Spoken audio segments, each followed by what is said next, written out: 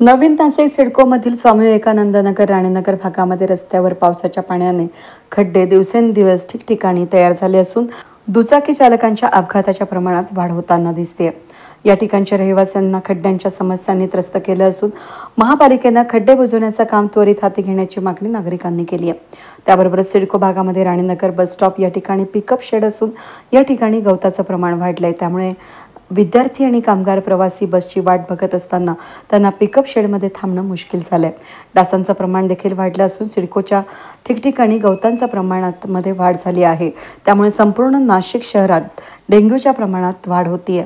सिडकोमध्ये मनपाच्या वतीनं स्वामी विवेकानंद नगर राणीनगर भागात फवारणी वेळेवर करण्यात येत नाही, या ठिकाणच्या नागरिकांचं असं म्हणणं आहे।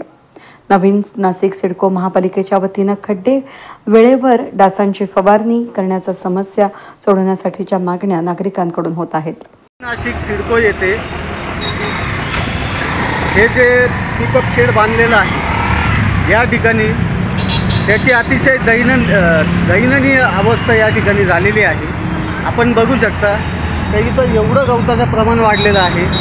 सगळे विद्यार्थी, तुम्ही विद्यार्थी पण बघू शकता, इथं विद्यार्थी पण उभे, तर त्यांना पावसात देखील बाहेर उभं राहावं लागते आणि इथं लोक कचरा आणून टाकतात। बघा, अतिशय घाण अवस्था या ठिकाणी झालेली आहे। सिडको भागात पावसामुळे इथं सगळे रस्ते वाहून गेलेले, अक्षरशः वाहून गेलेले रस्ते। खेड्यागावातले रस्ते एक वेळा चांगले दगडी रस्ते, पण त्याच्यापेक्षा दयनीय अवस्था या रस्त्यांची झालेली आहे। टू व्हीलर चालकांचे येथे प्रत्येक तासाला, प्रत्येक दिवसाला इथं मोठमोठे अपघात होत आहेत। तरी प्रशासनाने या ठिकाणी लक्ष घालावं। आम्ही बऱ्याच वेळा मागणी करून देखील तुम्ही या ठिकाणी लक्ष घालत नाही। पावसामुळे सिडकोमध्ये एवढं गवताचं प्रमाण वाढलेलं आहे की या गवतांमुळे डास आणि उंदीर हे फार वाढलेले आहेत। इथं डेंग्यूचं प्रमाण देखील फार वाढलेलं आहे। पंचवटी, सातपूर या ठिकाणी फवारणीचे उपक्रम चालू आहेत, मग सिडको येथे का नाही आहे? वेद न्यूजसाठी प्रतिनिधी चंदन खरे, सिडको।